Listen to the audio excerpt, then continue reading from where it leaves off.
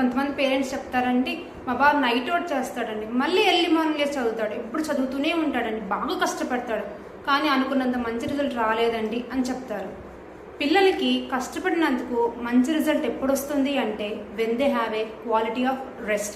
Proper rest లేకపోవటం వల్ల వాళ్ళ బ్రెయిన్ అనేది బాగా టైర్డ్ అయిపోతుంది, హెల్త్ ఇష్యూస్ వస్తాయి, బాగా వీక్ అయిపోతారు, చిన్న చిన్న విషయాలకి టైర్డ్ అయిపోతుంటారు, స్ట్రెస్ వచ్చేస్తుంది, చదవాలి అనే ఇంటెన్షన్ కాస్త బోరు కొట్టేస్తుంది. ఇన్ని ఉండటం వల్ల వాళ్ళు మంచి పెర్ఫార్మెన్స్ ఎలా ఇస్తారండి? ఒకసారి ఆలోచించండి. మీరు ఎప్పుడైనా గమనించారా, ఒక టాప్ పెర్ఫార్మర్ కానీ అచీవర్ కానీ వాళ్ళు సక్సెస్ అయ్యారు అంటే వాళ్ళు ఫాలో అయిన ఒక మంచి పవర్ఫుల్ ఫార్ములా ఏంటి అంటే స్టడీ ప్లస్ రెస్ట్. ఎప్పుడైతే స్టడీతో పాటు పిల్లలకి మంచి రెస్ట్ ఇస్తామో వాళ్ళు ఖచ్చితంగా సక్సెస్ అవుతారు.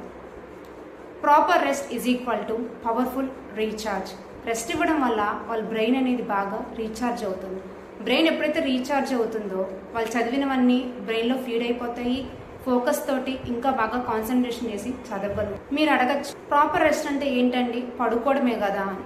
కాదండి, చాలా టిప్స్ ఉంటాయి ప్రాపర్ రెస్ట్ తీసుకోవడానికి. ఒక మంచి స్లీప్ రొటీన్ని ఫాలో చేయటము, మెడిటేషన్స్ ప్రాక్టీస్ చేయించడము, బ్రీతింగ్ టెక్నిక్స్ ఫాలో అవ్వటము, కంటిన్యూస్గా చదవకుండా వాళ్ళకి బ్రేక్స్ ఇవ్వటం, 1 అవర్ చదివిన తర్వాత వాకింగ్కి వెళ్ళి రావటం, లేకపోతే వాటర్ తాగటం, ఇప్పుడు దాకా ఏదైతే కంటెంట్ చదివారో ప్రిపేర్ అయ్యారో అదంతా మళ్ళీ రివైజ్ చేసుకోవడం, ఇలాంటి టిప్స్ ఫాలో అవటం వల్ల వాళ్ళకి చదవాలనే ఇంటెన్షన్ అనేది ఇంకా పెరుగుతుంది, ఫోకస్ చేస్తారు, మెమరీలో అవన్నీ ఫీడ్ అవుతాయి. సో పేరెంట్స్, మీ పిల్లలకి స్టడీతో పాటు ప్రాపర్ రెస్ట్ ఉండేలా చూసుకోండి. పేరెంట్స్, మీ పిల్లలు కూడా ఇలా సక్సెస్ అవ్వాలి అనుకుంటే follow these tips and share. This is future high with Anila, your journey, your hand, your future.